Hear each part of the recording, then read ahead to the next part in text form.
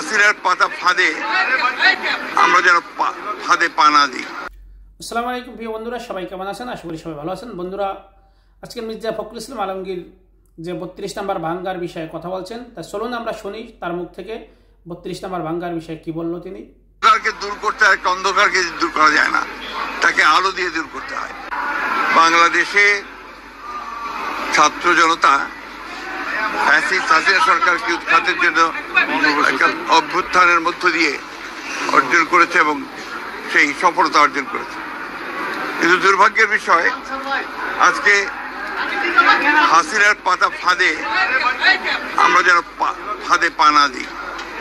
আজকে দেশে এই স্থিতিশীলতা বিনষ্ট হচ্ছে, অস্থিরতা সৃষ্টি হচ্ছে। এর জন্যে সম্পূর্ণভাবে হাসিনার যে ফ্যাসিস্ট যে রেজিম ছিল, সেই রেজিমই তার জন্য দায়ী। আজকে আমাদেরকে অত্যন্ত সাবধানতার সঙ্গে পা ফেলতে হবে।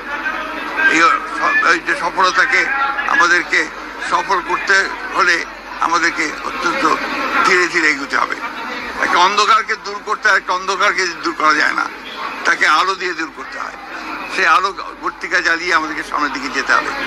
আমরা সংশ্লিষ্ট সকলের কাছে আহ্বান জানাতে চাই যে সবাই একযোগে ঐক্যবদ্ধ হয়ে এই দেশের স্বাধীনতা সার্বভৌমত্ব রক্ষা করার জন্য, স্থিরতা রক্ষার জন্য, ফ্যাসিস্টদের বিরুদ্ধে গণতন্ত্রকে প্রতিষ্ঠা করবার জন্য তাদের কাজ অব্যাহত রাখবেন।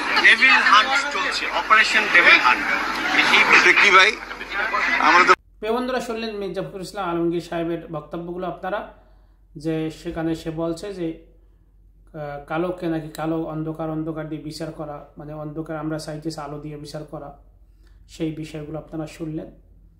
তা আমার মনে হয় ওখানে যেটা হয়েই গেছে, এখানে স্বৈরাচার বলেন ইয়ে বলেন, কিন্তু আমার মনে হয় ওইখানে অন্য কোনো বিল্ডিংটা টিকেই রাইকে অন্য কোনো স্মৃতি হিসেবে রাখা যাইতো, অন্য কোনো নাম হিসেবে ওইটা ব্যবহার করা যাইতো আর কি। যাই হোক বন্ধুরা, এরকম ভিডিও পাওয়ার জন্য চ্যানেলটা সাবস্ক্রাইব করে রাখবেন। ধন্যবাদ। আসসালামু আলাইকুম।